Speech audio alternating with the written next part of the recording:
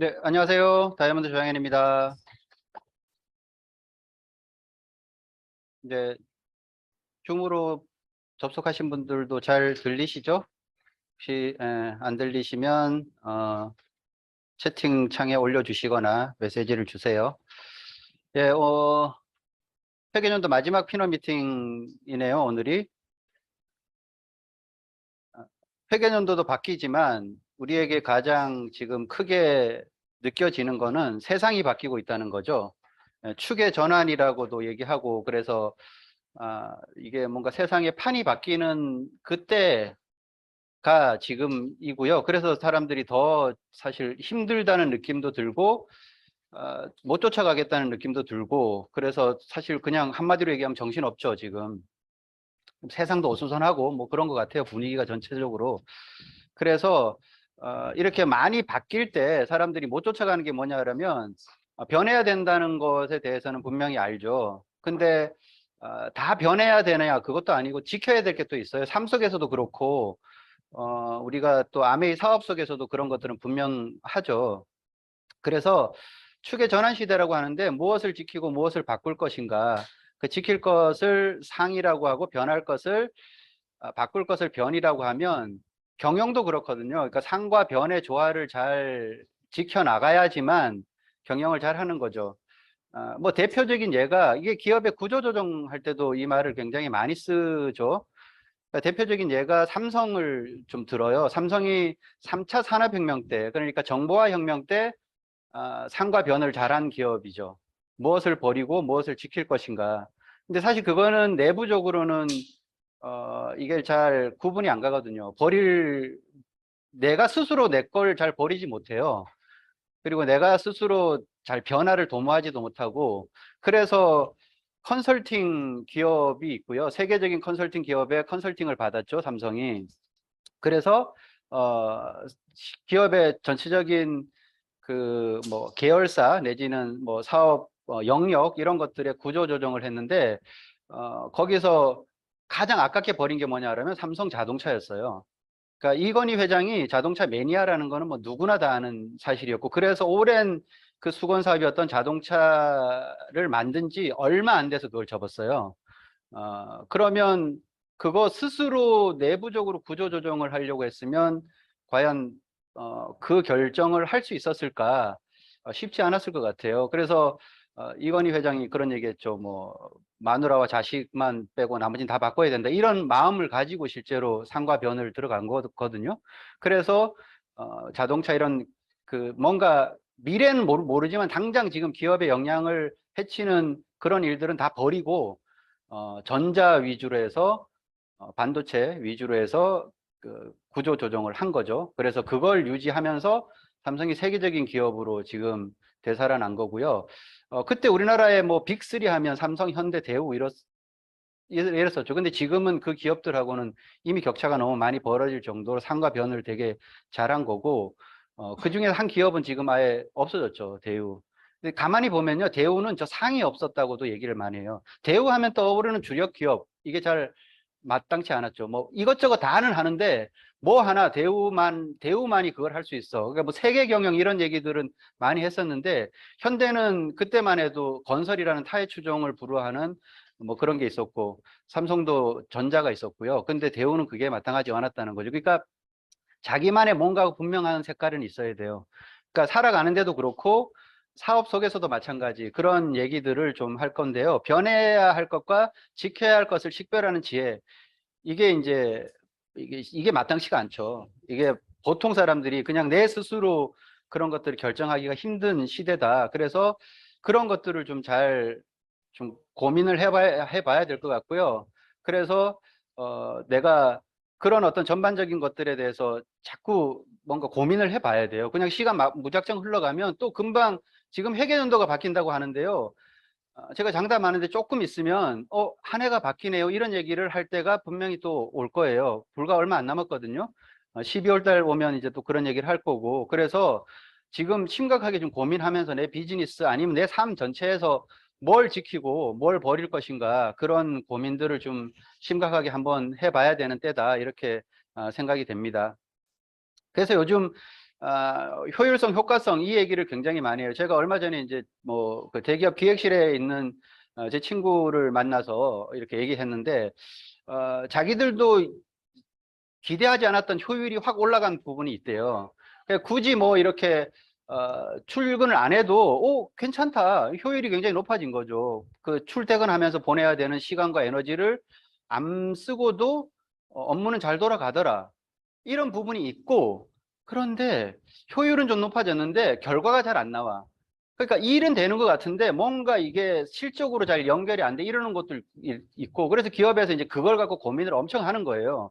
그래서 그런 전반적인 것들을 갖고 이제 또 상과 변을 따지겠죠. 기업은 엄청난 데이터를 가지고 여러 가지 것들을 시뮬레이션 해가면서. 그래서 효율성은 이거예요. 경제성이라고도 얘기해요. 투입 대비 최대 산출이죠. 내가 작게 투입하고 많이 아웃풋을 얻는 거, 그게 이제 효율이 높다, 뭐 경제성이 좋다, 뭐 이렇게 얘기를 하는 거예요.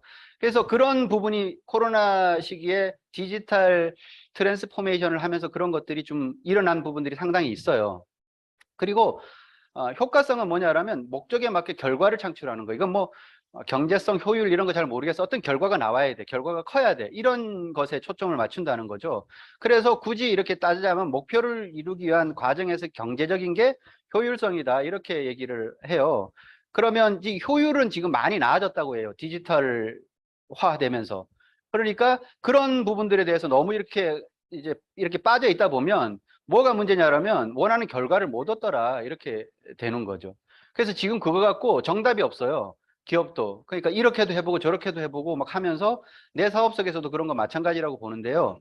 효율이 좋은데 결과가 나오지 않는 거. 그럼 경제성만 계속 따지고, 출퇴근 안 해도 되네. 말하자면 재택근무해도 뭐 업무적으로는 뭐 이게 그래도 진행이 되네. 그런데 또 이렇게도 볼 수 있죠. 효율은 낮은데 결과가 나온다. 그럼 기업은 둘 중에 뭘 선택할까? 이게 이제 또 고민이죠.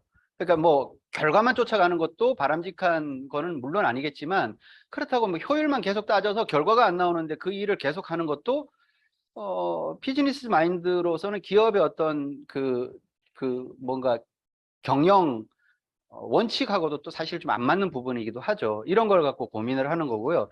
아메이 사업 속에서도 이런 건 지금 굉장히 많이 일어나고 있죠. 이게 온라인 미팅, 지금 온라인으로 보고 계시는 많은 분들 계시는데, 그러니까 효율은 좋은데 과연 그게 정말 효과적일까? 뭐 이런 것도 한번 고민을 좀 해봐야 되고요.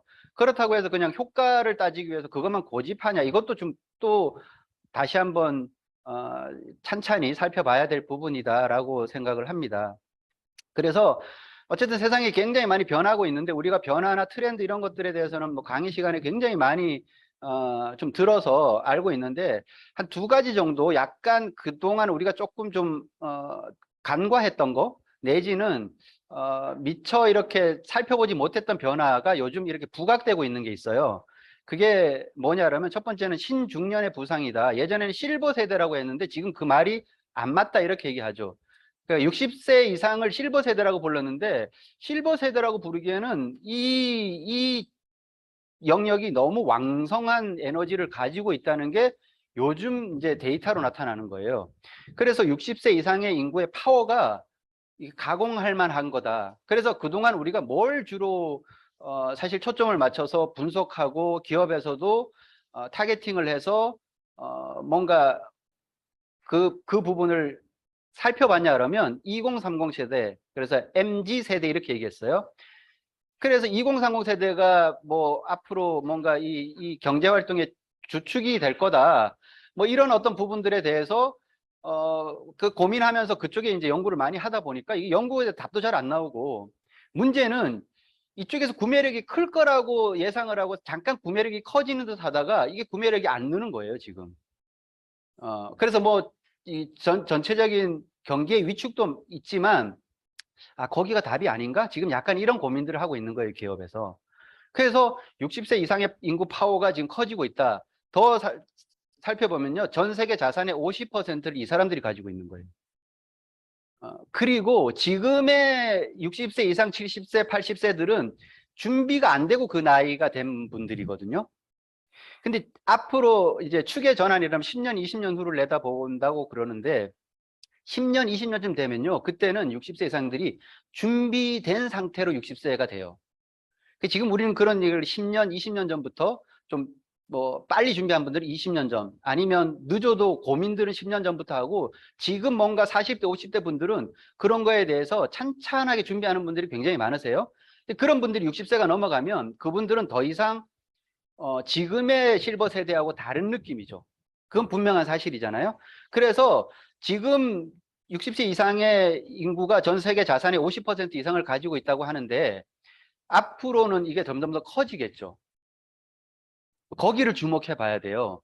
그러니까 그 구매력이 높아요. 그런데 이분들의 또 특징은 뭐냐 그러면 뭘 사지는 않아. 잘 보세요. 왜 그러냐면 아직까지는 이런 생각이에요. 내가 언제 죽을지 모른다. 이런 얘기를 한대요. 그래서 굳이 뭐 그렇게 비싼 걸 사냐, 내지는 그걸 꼭 그렇게 뭐 이렇게 내 것으로 꼭 해야 되냐. 그냥 있는 거 같이 공유해서 쓰지. 아니면 내가 필요할 때만 그냥 그렇게 구독 경제식으로 쓰지. 그리고 우리가 늘 얘기하는 구독 경제, 공유 경제가 앞으로도 더 커질 수밖에 없는 이유가 여기 있는 거죠. 그럼 기업들은 어느 쪽에 초점을 맞출까요? 이런 걸 이제 잘 보셔야 된다는 거죠.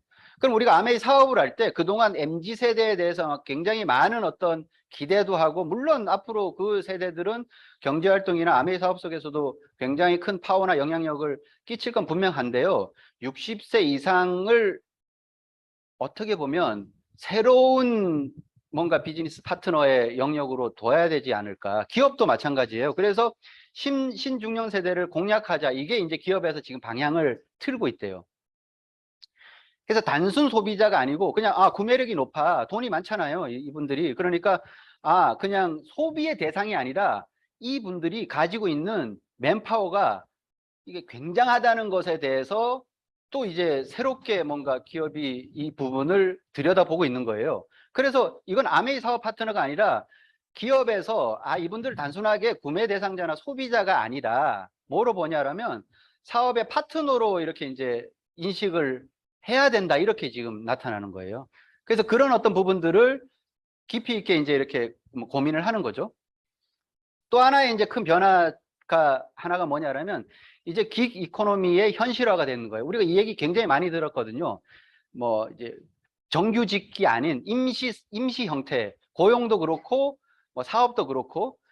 계속 말로만 듣던 게, 우리가 늘 그렇잖아. 아메이 사업 속에서 이렇게 강의 듣던 게 현실이 돼요. 5년 아니면 10년, 뭐 길어야 20년 안에는 다 그게, 저는 정말 아메이 사업 속에서 들었던 강의대로 다 그렇게 돼 가는 게 너무 신기한 거예요. 그래서 내가 이 안에서 그래도 정말 많은 것들을 미리 좀 공부하고 고민을 했구나, 이런 생각이 들어서 너무 다행인데, 긱 이코노미라는 게 얼마 전에 이제 트렌드 코리아라는 데서 이 용어가 나오고 많은 부분에서 그런 얘기들을 하기는 했었어요. 근데 현실화가 돼 있는 데이터를 잠깐 보시면, 이 직장 어디 뭔가 이렇게 소속되는 것보다 자유롭게 수입만 얻으려고 하는 추세로 사람들의 심리가 간다. 이거는 굉장히 큰 변화거든요. 아메이 사업 속에서도 이 부분은 굉장히 우리가 집중해야 될 포인트다, 저는 이렇게 보는 거죠. 얼마 전에 뭐 한 일주일도 안 된 뉴스예요. 일할 사람이 없대요. 우리는 왜 일자리가 없다고 얘기하는데 일할 사람이 없다고 하는 거죠. 일자리를 구하는 사람 입장에서는 이런 거예요. 그러니까 이분이 이제 식당을 하다가 코로나 때 해고를 다 했겠죠. 뭐 손님이 없고 영업 시간도 줄어들고, 그러니까 다 해고를 했는데 그 다음에 이제 다시 사람을 뽑으려니까 안 오는 거죠. 그래서 그 단가가 낮아서 그런가 이러고 단가를 올렸대요. 최저시급 정도 갖고는 사람이 안 구해지니까 더 올렸는데도 문의 전화가 한 통도 안 온다는 거죠. 이 사람들이 다 어디 갔냐는 거죠. 돈 벌 필요가 없어졌냐? 그렇지 않다는 거예요. 그게 어디로 갔냐라면, 구인난이 그럼 해결될까? 해결이 안 된다는 것에 대해서 이 부정적으로 이렇게 보는 데이터예요. 취업자 수가 음식점에서 한 2만 명 줄어들고, 택시 버스업에서, 그러니까 그런 운전하는 분들이 한 3만 명 정도가 없어졌는데, 배달업에 한 8만 명 정도가 늘어났다는 거죠.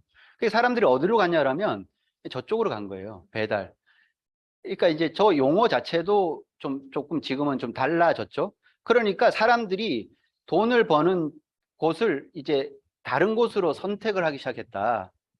물론 뭐 여러 가지 이유가 있어요. 힘든 일을 안 하려고 하는 것도 있고, 또 하나는 외국에서 이제 사실은 노동자들이 못 들어오는 것도 있어요. 코로나 때문에. 근데 그런 거는 일부 영향은 좋지만 이 뭔가 지금 축이 바뀌고 있다는 것에 대해서, 그래서 이 축이 바뀌는 이유가 이렇게 되는 거예요. 라이더로 짧게 하면서 돈 더 많이 벌지 않나. 오늘은 쉬어야겠다고 하면 쉬고, 일해야겠다고 싶으면 일하고. 자, 여기에 이게 방점이에요. 이제는 어디 그렇게 매여갖고 그렇게 안 한다는 거죠. 그러니까 충분히 내가 필요한 돈은 그렇게 해서 벌 수 있는 방법이 많고, 어디 고용돼서 매일 출퇴근을 해야 되는 거 아니고, 내가 뭔가 좀 오늘은 어디 여행 가고 싶어 그럼 여행 간다는 거죠. 이게 뭐예요? 자유롭게 돈을 벌고자 하는, 이게 기기죠. 그런 어떤 전반적인 것들에 대한 것들이 변화가 지금 일어나고 있는 상황이다라고 보는 거죠. 그러면 내가 앞으로 돈을 벌 곳을 어디로 선택을 해야 될 것인가도 깊이 있게 한번 통찰을 좀 해봐야 되고요. 내가 무슨 일을 할 때 앞으로 사람을 고용해서 할 수 있는 일을 하면 힘들어진다는 거예요. 물론 뭐 키오스크라든지 로보트라든지 이런 것들이 되게 그런 걸로 이제 다 바뀌잖아요. 실제로 뭐 엄청난 변화, 그 변화 속도가 지금 가속도가 붙었어요. 모든 곳에서 그렇게 무인 점포 이런 것들이 지금 일어나고 있는 현실이라는 거죠. 그래서 그런 어떤 전반적인 것들을 보면 내가 그 부분에 대해서 판단을 좀 빨리 좀 잘 하셔야 될 때다. 이렇게 보는 거죠. 그래서 라이더가요. 그러니까 예전에는 뭐 이런 거죠. 배달하는 사람을 배달부라고 불렀어요. 그 주로 그런 음식점에서 하고, 특히 중국집에서 하는 게 중국집 배달부 뭐 이렇게 하면 어감도 별로 안 좋고 그 사람에 대한 어떤 그것도 별로 안 좋았어요. 근데 요즘은 플랫폼 노동자라고 말을 바꿨어요. 그게 뭐 용어가 바뀌면서 인식도 바뀌는 거예요. 그러면 이쪽에서 이게 결코 그러면 노동자니까 뭐 그래도 좀 험한 일 그럴 수도 있는데요. 이거 플랫폼 노동 해갖고 1억 뭐 연수입 1억 넘게 버는 사람들 많이 나오죠. 지금 월 1,000만 원 이상 버는 사람들이 나온다는 얘기에 이게 또 하나의 직업으로 사람들이 관심을 엄청 갖기 시작한 거예요. 그래서 여기 논현동에 어떤 분이 그런 거 있었잖아요. 실제로 그분은 1,000만 원 이상을 벌더라고요. 데이터 그렇게 나와 있어요. 그 배달만 해갖고.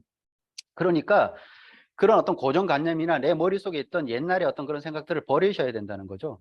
그리고 기업도 겸업과 부업을 허용하는 추세에서 허용을 했죠. 어느 정도. 이걸 아직 못하는 기업들은 정말 나쁜 기업이에요. 못된 기업이고. 그 기업은 그 기업에 소속돼 있는 직원들한테 어떤 책임도 의무감도 없는, 자기들이 결국은 책임을 못 질 거거든요. 그걸 알면서 왜 그 사람들이 뭔가 새로운 것에 대해서 준비를 하는 거를 그렇게 못하는 거, 이건 정말 나쁜 거죠. 근데 앞으로 허용하는 추세로 갈 거고요. 빨리 허용하는 데 대해서는 장려를 해요. 왜 그러냐면 기업이 더 이상 그거를 내가 책임을 못 져 이렇게 이제 인정을 하는 거죠. 그러면 기업에서 뭐 말하자면 나중에 뭐 퇴직금 이런 것들에 대한 부담도 줄어들 수밖에 없어요. 희망퇴직 뭐 이런 것들도 우리가 책임을 못 지고 내보내게 됐으니까 거기에 대한 보상을 해주는 개념이잖아요. 근데 앞으로 그런 걸 안 해줘도 된다는 쪽, 그 기업을 다닐 때 너 미래를 위해서 준비해, 우리가 기업이 너를 책임 못 져, 이렇게 인정을 하고 분위기를 그렇게 만들어 나가면 된다는 거죠. 그래서 앞으로는 이런 걸 장려할 수밖에 없다. 이게 결국은 정규직의 종말이 오고 있다는 거예요. 잘 보셔야 돼요. 우리 회사는 튼튼해? 착각이에요. 나는 공무원이야? 그것도 착각이에요. 그게 언제까지나 그렇게 보장이 될 거라고 정말 믿으세요? 너무 순진한 거죠. 그거 절대 그렇지 않다니까요. 그래서 그런 부분들에 대해서 준비를 해야 된다는 거고요. 그래서 많은 곳에서 이렇게 얘기해요. 진짜 위기가 이제 시작됐다. 우리는 코로나 한 2년 겪으면서 뭐 4차 산업혁명하고 그게 맞물려 갖고 정신없어서 그때 이 위기가 코로나 끝나면 위기가 끝난다고 혹시 착각을 하시면 그것도 완전히 잘못된 생각이다. 이렇게 보는 거예요. 진짜 위기가 이제 시작이 됐으니 이제는 뭐냐? 진짜 실력자만 살아남는 시대가 된 거예요.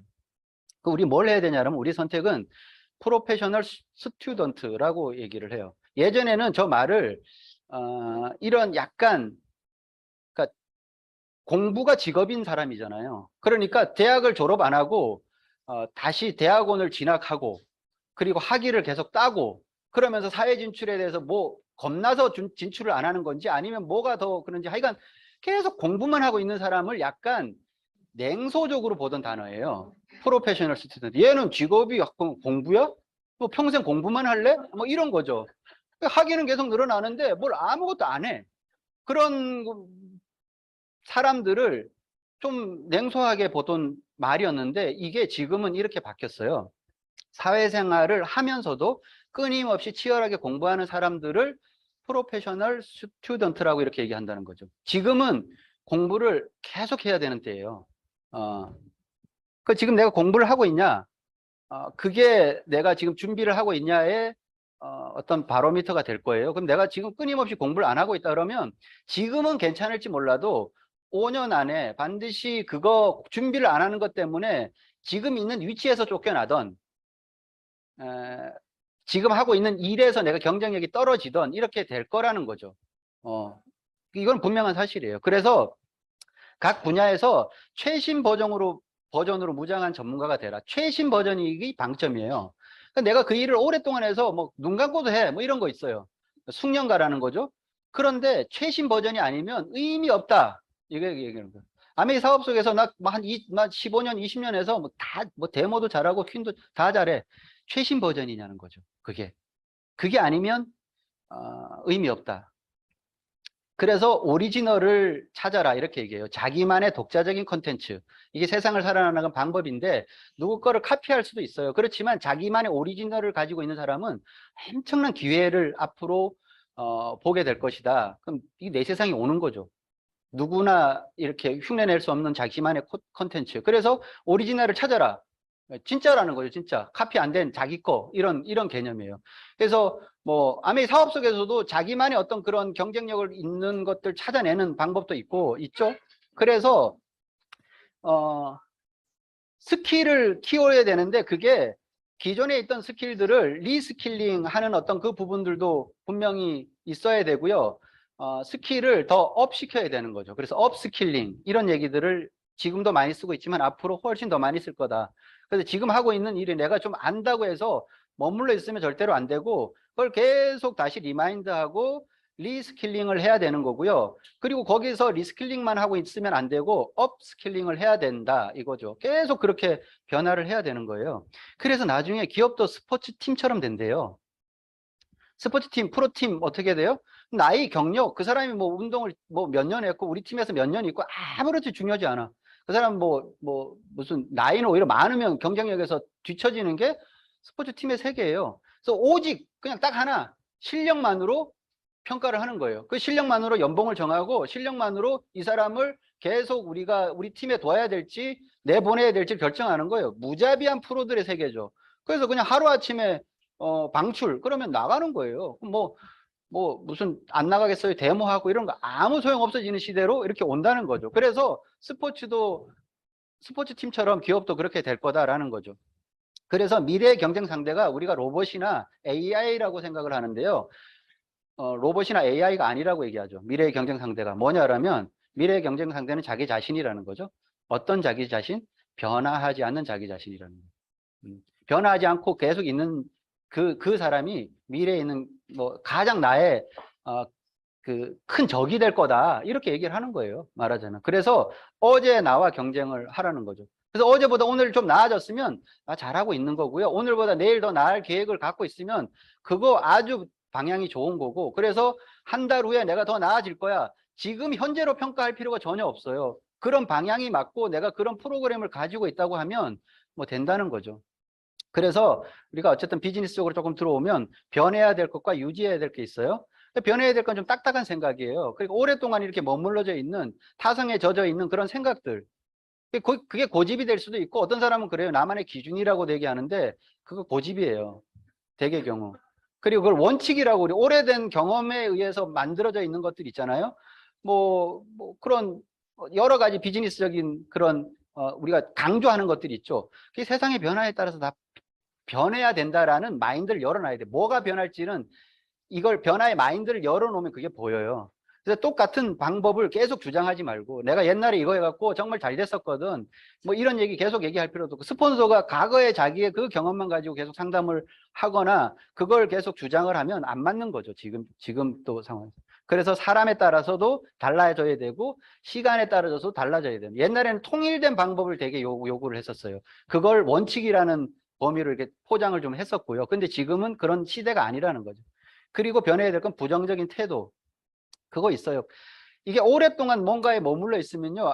사람은 늘 뭔가 이렇게 어떤 한 사안에 대해서 냉소적이 되고 그게 조금 더 지나면 부정적인 태도를 자기도 모르게 가지게 돼요. 그래서 회사나 제품에 대해서도 회사에 대해서도 그게 오랫동안 이렇게 머물다 보면 장점이 많음에도 불구하고 안 좋은 것들을 자꾸 보게 되고요. 그게 부정적인 영향을 엄청 받아요. 그래서 부정적인 생각이 나도 모르게 굉장히 많이 들어와 있죠.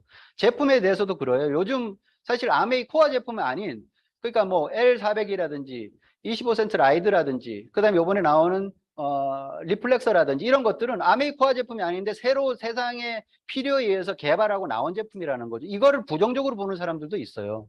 왜 저런 건 아메이의 기본 제품이 아닌데 저런 걸 자꾸 긍정적으로 보면요. 그런 획기적인 제품을 우리에게 공급해 주는데 사업의 기회가 확장이 되는 거잖아요. 이렇게 이제 봐야 되는데 그걸 굉장히 좀 뭐랄까 꼬아서 보는 그거 태도 버려야 되죠. 유지해야 될 건가, 유지해야 될 것은 뭐냐? 이것도 어쨌든 상과 변도 고정된 건 아니에요. 계속 변할 건데 미팅에 관련돼서는 이건 잘 유지가 돼야 되는 거지. 그러니까 온라인, 오프라인 합해서 주 3회를 해야 된다는 거는 저는 이건 변하지 않는 거라고 봐요. 왜 그러냐면 우리가 기본적으로 가지고 있는 48시간이라는 그 여러 가지 심리학적으로 경제학적으로 나온 데이터에 의하면 48시간이 지나면 반드시 그 부분에 대해서는 그 강도가 떨어지게 돼 있거든요. 그러면 그걸 반드시 온라인, 오프라인이든 미팅이 지금 오프라인 뭐 참여하시는 것도 물론 가장 효과적이긴 하지만 부득이하게 온라인으로 뭔가 미팅에 참여하더라도 주 3회는 내가 지키셔야 돼요.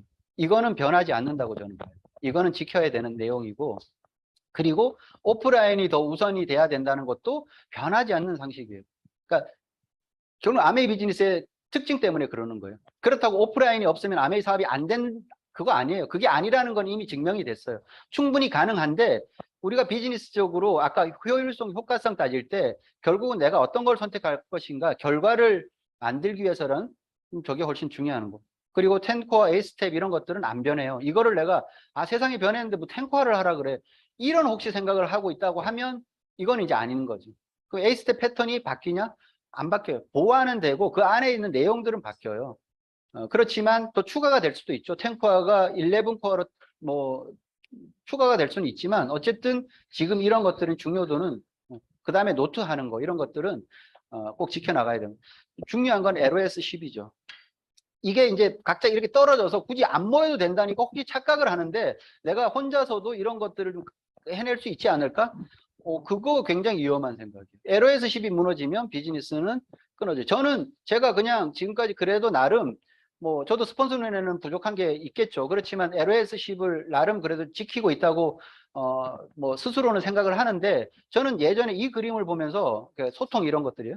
이 그림을 보면서 아메이 사업을 계속 저거 그냥 머릿속에 떠올라요. 그러니까 이 우주 유형을 하는 거잖아요. 우주선에서 나와서 바깥에서 뭐 테스트도 하고 뭐 수리도 하는데 저 선이 이렇게 달려 있죠. 만약에 저 선이 안 달려 있는 상태에서 물론 지금은 또 기술이 발달해서 선을 안 달고 나가는지는 모르겠지만 어쨌든 저한테는 굉장히 인상적인 장면도 우주 유형이 충격이었는데 그때 저 선이 이렇게 달려 있는 거 보고 탯줄 같기도 하고 이게 뭘까? 산소를 공급해 주는 줄인가? 아니면 저게 없으면 돌아오지 못하나? 뭐 여러 가지. 그래서 그런 생각을 하면서 저게 정말 생명선이구나 이런 생각을 했었어요. 뭔지는 의미까지는 내가 잘 모르겠어. 근데 제가 아메이 사업을 하면서 내가 시스템과 스폰서와 연결돼 있다는 어떤 느낌은 저 그림이 저에게 딱 주는 아주 뭐 상징적인 장면이에요. 그래서 내가 뭐 가끔은 뭔가 이렇게 좀 막 힘들 때도 있고 뭐 이럴 때도 있고 저 그림을 딱 떠올리면 내 생명줄이 거기 있지. 그러면 이제 뭐 스폰서한테 전화하고 스폰서 만나고 미팅에 나오고 이제 이렇게 하는 거죠. 그거는 지켜나가시면 될 것 같아요. 그래서 근데 이제 이게 애매해요 지금은. 그래서 그러니까 변해야 될 게 애매하면 상을 유지하라. 이거는 원래 고전에 나와 있는 얘기예요. 그래서 괜히 변하겠다고 상 다 버리고 변만 막 쫓아다니면 오히려 역효과가 나니까 고민되고 잘 모르면 상을 유지하는 게 맞죠. 그래서 상과 변을 이렇게 결론을 내리면 정답은 없어요. 해답을 찾아야지. 그래서 예전에 정답 하나잖아요. 그 정답을 고민하면서 그게 뭘까를 찾으려고 하면 못 찾거든요. 그러면 점점 어렵게 느껴져요. 그리고 답답하게 느껴지고. 그러니까 뭘 해야 되냐? 지금은 그냥 해답을 찾으면 되는 거예요. 나만의 방법. 그러니까 문제를 풀 수 있는 여러 가지 길이 있는 거예요. 딱 한 가지 길이 있는 게 아니에요. 그건 정해져 있는 가장 올바른 답을 정답이라고 얘기하는데 그게 아니고 풀 수 있는 여러 가지 답이 있으면 그게 다 답인 거예요. 답이 하나다 이렇게 고집할 필요는 없다는 거죠. 그래서 현재가 있으면 원칙은 조금씩 줄어들 거예요. 공통되어 있는 거. 그렇다고 없어지진 않아요. 그런데 변화해야 되는 영역들은 굉장히 늘어나겠죠. 그럼 이 변화는 내가 뭘로 이게 변화를 내가 하고 있다가 증명이 되냐 그러면 다양한 시도를 내가 계속 하고 있냐. 정답이 정해져 있지 않으니까 해답을 찾기 위해서 여러 가지 시도를 내가 계속 하고 있냐는 거죠. 이렇게 하면 또 괜찮을까? 그러니까 나만의 오리지널을 찾는 거는 오리지널은 정해져 있는 게 아니라 나만의 오리지널은 다양한 시도를 통해서 나오는 거죠. 경험을 통해서 데이터가 쌓이다 보면 와, 이게 나한테는 끝내주는 방법이구나. 그래서 나만의 오리지널을 갖고 있는 사람이 아메이 사업 속에서도 크게 성장할 거라고 저는 봐요. 그러면 그걸 뒷받침해 주는 건 행동 양밖에 없어요. 많이 움직이셔야 돼요. 많은 시도를 하고 아니면 접으면 돼요. 아메이는 좋은 게 시도했다가 뭐가 안 됐다고 해서 경제적으로 데미지 있는 게 없어요. 저는 제가 컴퓨터 사업을 할 때는 많은 시도 해볼 수가 있는데 하나 시도했다가 뭐가 잘 안 되잖아요. 그러면 경제적으로 너무 데미지를 입어버리니까 손실이 너무 크니까 함부로 뭘 시도도 못 해보겠어요. 아메이가 정말 좋은 거는 그거죠. 그냥 막 그렇게 해보는 거예요. 그러면서 답을 찾아 나가는 거고. 그래서 A65 계속 이게 그 지중해 크루즈를 못 갈 것 같아 이런 게 아니고요. 계속 끊임없이 도전해야지 A70을 가요.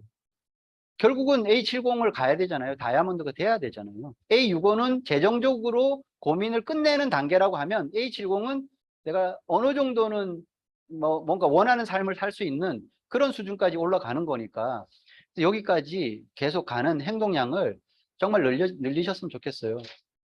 제가 이거 엘리베이터에서 본 글인데 사진을 찍어서 사진이 흐릿하게 나와서 제가 그림으로 이렇게 만들었어요. 요즘 이제 고래가 유행하길래 돌고래 그림에다가 하나 넣었어요. 자, 길이 멀리 있지 않아요. 가까이 있는데 사람들은 계속 헛되이 먼 곳만을 찾는데요. 그러니까 일은 또 막상 해보면 쉬운 것인데 행하지 않고 계속 고된 생각만 하고 있으면 하지도 못하고 할 수 있는 것들을 놓쳐버리게 된다는 맹자의 말씀. 이런 뭔가 깊이 있는 얘기는 망구불변의 원칙인 것 같아요. 옛날부터 이런 이건 그 사람들의 고민이었다는 거죠. 그 옛날 맹자 시대 때부터. 지금도 똑같은 완전히 적용되는 얘기잖아요. 그러니까 해보는 거예요. 아메이의 장점 해보고 아니면 다른 걸 또 해보고 그러는 게 아메이의 장점이니까 그렇게 했으면 정말 좋겠고요. 제 오프닝 강의는 이것으로 마치고 이제 사파이어 이상 사장님들께서 회계년도 마치고 새 회계년도 준비하면서 메시지들을 준비하셨어요. 그분들이 나오셔서 뭐 짧게 3분에서 5분 정도 메시지를 드릴 테니까 그런 것들 잘 모아서 이제 거기서 여러 가지 메시지들이 있을 거잖아요. 그런 걸 통해 갖고 내가 해답을 찾는 그런 시간을 가지셨으면 좋겠습니다. 제 강의는 마치고 한 분 한 분